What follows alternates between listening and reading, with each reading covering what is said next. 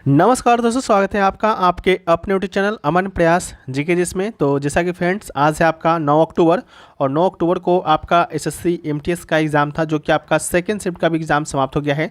Second shift में आपके GK GS से 25 प्रश्न पूछे गए थे। उन 25 में से अधिकतम जितना हो सकते थे 100% रियल प्रश्न जो कि मिल गए हैं। तो आज के इस वीडियो में हम उन से प्रश्नों को डिस्कस करने वाले हैं, साथ में उनसे जुड़े इंपॉर्टेंट एक्स्ट्रा फैक्ट्स को भी देखते चलेंगे। तो इसका जो पीडीएफ है आपको टेलीग्राम चैनल पे मिलेगा, जिसका लिंक डिस्क्रिप्शन में दिया गया है। तो आप लोग जाकर टेलीग्राम चैनल को ज्वाइन जरूर कर लीजिएगा। और जो भी लोग चैनल पे नए हैं, चैनल को सब्सक्राइब कर लीजिएगा, और जो लोग सब्सक्राइब कर लिए हैं नोटिफिकेशन बेल कॉल पर क्लिक कर लीजिएगा। तो शुरू करते हैं आज के पहले प्रश्न से। तो आज का जो हमारा पहला जो प्रश्न है वो जो पूछा गया कि पेलाग्रा जो रोग है किसके कमी के कारण होता है। तो पेलाग्रा रोग की बात करेंगे तो ये जो रोग है आपका नियासिन के कमी के कारण होता है। नियासिन की बात करते हैं तो विटामिन B3 का यह आपका रासायनिक नाम है। तो आपके ऑप्शन में B3 ही दिया गया होगा, तो आपका राइट आंसर हो जाएगा। इसके अलावा विटामिन की बात करते हैं तो विटामिन कार्बनिक पदार्थ है, जिनकी हमें अच्छे स्वास्थ्य को बनाए रखने के लिए पर्याप्त मात्रा में आवश्यकता होती है। हालांकि हमारा शरीर उन्हें संश्लेषित नहीं कर सकता है, इसलिए हम उनके प्राकृतिक स्रोतों जैसे सब्जियों और फलों का सेवन करते हैं, ठीक है, विटामिन को हमारे लेने के लिए।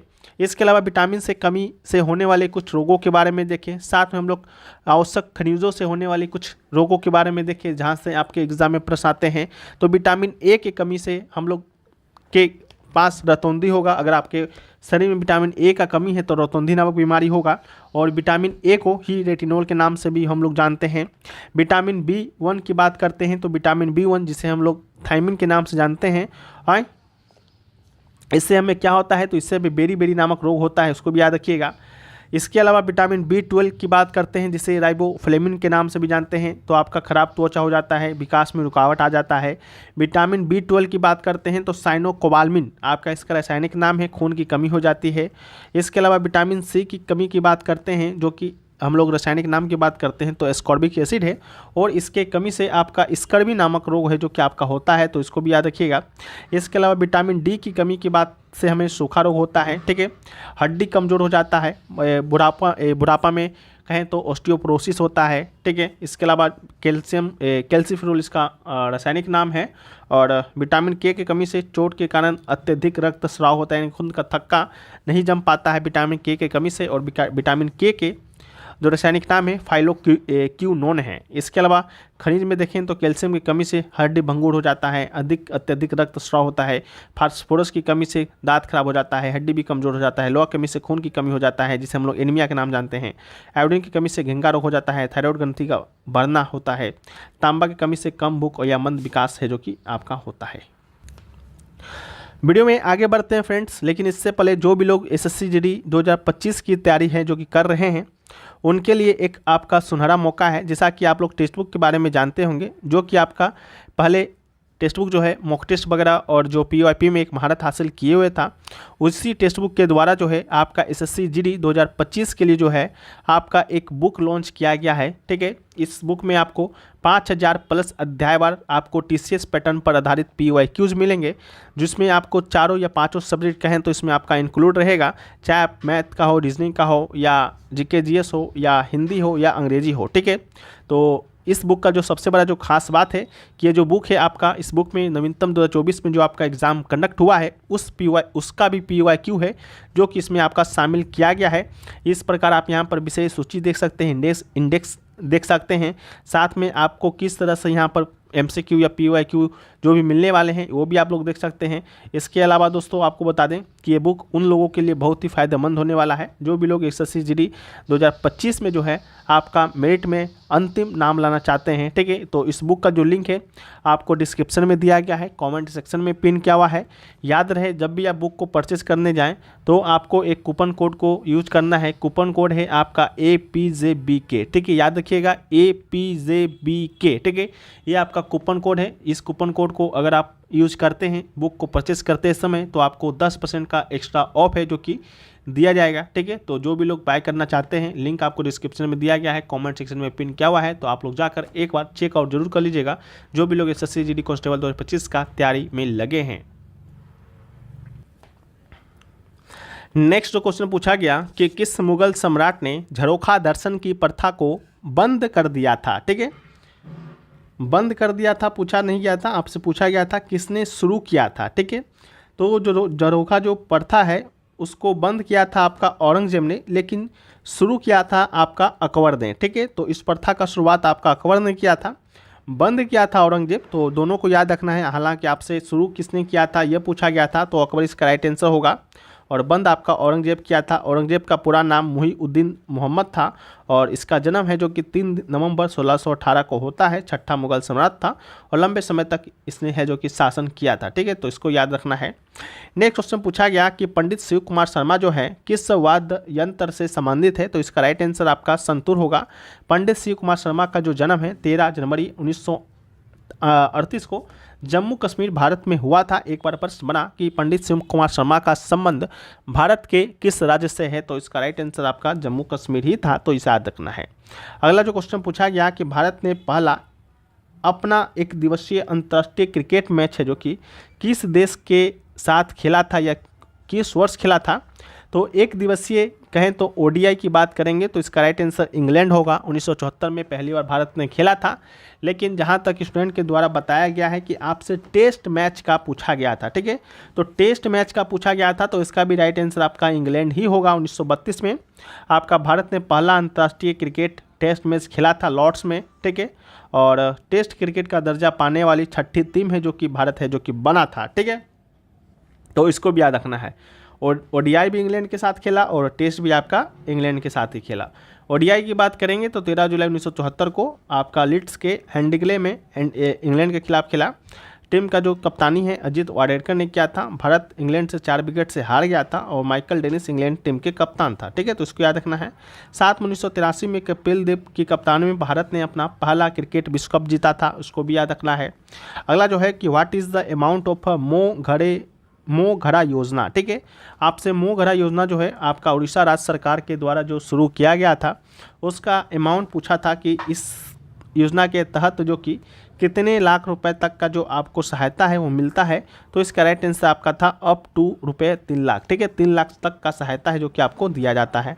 अगला जो है कि 2001 में किस कुचिपुड़ी नर्तक को पद्म भूषण से सम्मानित किया गया था, तो ये क्वेश्चन आपसे नहीं पूछा गया था। पूछा गया था कि 2001 में किस कुचिपुड़ी नर्तक को पद्म श्री से सम्मानित किया था। ठीक है, तो पद्म श्री पूछा गया था, तो जिसका राइट आंसर आपका शोभा नायडू होने वाला है। शोभा नायडू को ही आपका 2001 में जो है पद्म श्री से सम्मानित किया गया। इसके अलावा 2001 की बात करेंगे तो पद्म भूषण से सम्मानित किसे किया गया, ये अगर आपसे पूछा जाता तो यामिनी कृष्णमूर्ति इसका राइट आंसर होता। यामिनी कृष्णमूर्ति का भी संबंध जो है आपका कुचिपुड़ी से ही है। कुचिपुड़ी का संबंध आपका आंध्र प्रदेश से है। इसके अलावा यामिनी कृष्णमूर्ति को पद्म श्री 1967 में दिया गया था, पद्म भूषण 2001 में दिया गया था, पद्म विभूषण आपका 2016 में दिया गया था। अगला जो है कि अल्पसी महोत्सव जो है किस राज्य में मनाया जाता है, तो अल्पसी महोत्सव की बात करेंगे तो राइट आंसर आपका नागालैंड होगा। अल्पसी महोत्सव नागालैंड राज्य में मनाया जाता है। यह त्यौहार कोहिमा जिले के अंतर्गत नागा विरासत गांव किसामा में मनाया जाता है और इस महोत्सव में नागालैंड की सभी जनजातियां हिस्सा लेती है और यह त्यौहार नागालैंड की समृद्ध सांस्कृतिक विरासत और परंपरा को प्रदर्शित करता है। अगला जो है कि भारत में कैबिनेट मिशन है जो कि कब आया, तो राइट आंसर आपका मार्च 1946 होगा। इसे ब्रिटिश सरकार के द्वारा है जो कि मार्च 1946 में ब्रिटिश राज से भारतीय नेतृत्व को सत्ता हस्तांतरण की योजनाओं पर चर्चा करने के लिए शुरू किया गया था। इस मिशन में 3 सदस्य थे, लॉर्ड पैट्रिक लॉरेंस जो कि भारत के राज सचिव थे, सर स्टॉफर्ड क्रिस जो कि व्यापार मंडल के अध्यक्ष थे और आपके AB अलेक्जेंडर जो कि नौवाहन विभाग के पहले प्रमुख थे।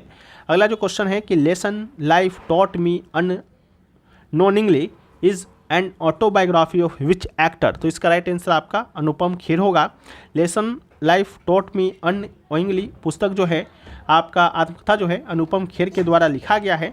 अनुपम खेर भारतीय फिल्म और टेलीविज़न संस्थान के पूर्व अध्यक्ष थे और 2004 में इन्हें पद्मश्री और 2016 में इन्हें पद्म भूषण अवार्ड से भी सम्मानित किया गया है। अगला जो है कि ionization energy universally related to, यानी कि आयनन जो ऊर्जा है वो आपका किसका यूनिवर्सली रिलेटेड होता है, तो राइट आंसर आपका एटॉमिक साइज होगा। आयनन ऊर्जा जो है, आयनन ऊर्जा का परमाणु आकार से विपरीत संबंध होता है। इसका मतलब है कि जैसे जैसे परमाणु का आकार बढ़ता है आयनन ऊर्जा घटती है और जैसे जैसे परमाणु का आकार घटता है आयरन ऊर्जा बढ़ती है। अगला क्वेश्चन आपसे पूछा गया था lysosome, Baikal, ribosome and nucleus दिया गया था और उसमें आपको ओड वन आउट करना था। ठीक है, तो इन चारों में जो न्यूक्लियस है वो आपका अलग है। इसका कारण यह है कि न्यूक्लियस एकमात्र ऐसा ऑर्गेनल है जिसमें आनुवांशिक सामग्री डीएनए होता है और यह कोशिका का नियंत्रण केंद्र में होता है, जबकि जो लाइसोसोम इसके अलावा वैक्यूल और राइबोसोम जो है अन्य कार्यों के लिए जिम्मेदार होता है। कौन कौन से कार्यों के लिए? आपका लाइसोसोम जो है कोशिका के अवशिष्ट पदार्थ को तोड़ने हटाने का कार्य करता है, जिसे कोशिका का क्या कहा जाता है? आत्महत्या का थैली भी इसे कहा जाता है। वैक्यूल की बात करेंगे तो कोशिका में तरल पदार्थ और अन्य पदार्थों का भंडारण करता है। राइबोसोम की बात करेंगे तो प्रोटीन संश्लेषण आपका राइबोसोम के द्वारा ही किया जाता है। अगला क्वेश्चन पूछा गया शून्य आधारित बजट से संबंधित कोई प्रश्न पूछा गया था। क्वेश्चन का पूरा लैंग्वेज हमें मिलना नहीं, तो हम सिर्फ शून्य आधारित बजट के ऊपर ही बात करेंगे। तो शून्य आधारित जो बजट है, बजट अनुमान शून्य से प्रारंभ किया जाता है। शून्य आधारित बजट में गत वर्ष के व्यय संबंधी आंकड़ों को कोई महत्व नहीं दिया जाता है। इस प्रणाली में कार्य इस आधार पर शुरू किया जाता है कि अगली अवधि के लिए बजट शून्य हो।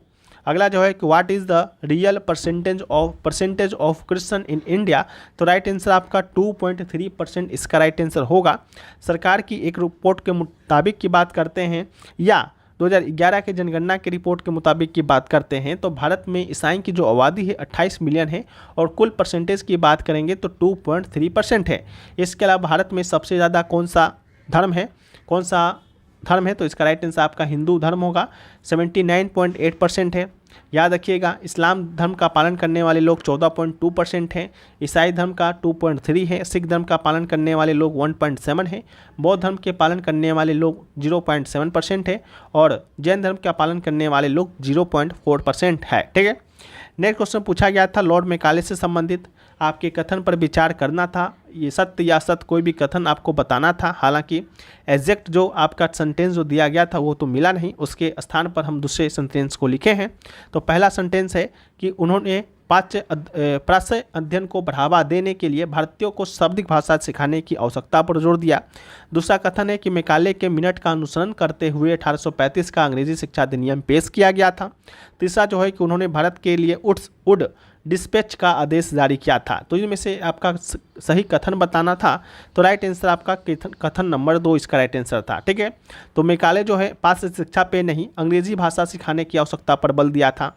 इसके अलावा उच्च शिक्षा के लिए अंग्रेजी को शिक्षा का माध्यम बनाने कलकत्ता मदरसा और बनारस संस्कृत कॉलेज जैसे ओरिएंटल संस्थानों के प्रसार को रोकने के लिए एक निर्णय लिया गया था। मैकाले के मिनट के बाद 1835 का अंग्रेजी शिक्षा अधिनियम पेश किया गया था। इसके अलावा लंदन में ईस्ट इंडिया कंपनी की कोर्ट ऑफ डायरेक्टर्स ने भारत के गवर्नर जनरल को वुड डिस्पैच के रूप में जाना जाता है। अगला जो है कि किसे 2001 में कुचिपुड़ी नृत्य के लिए पद्मश्री से सम्मानित किया गया था?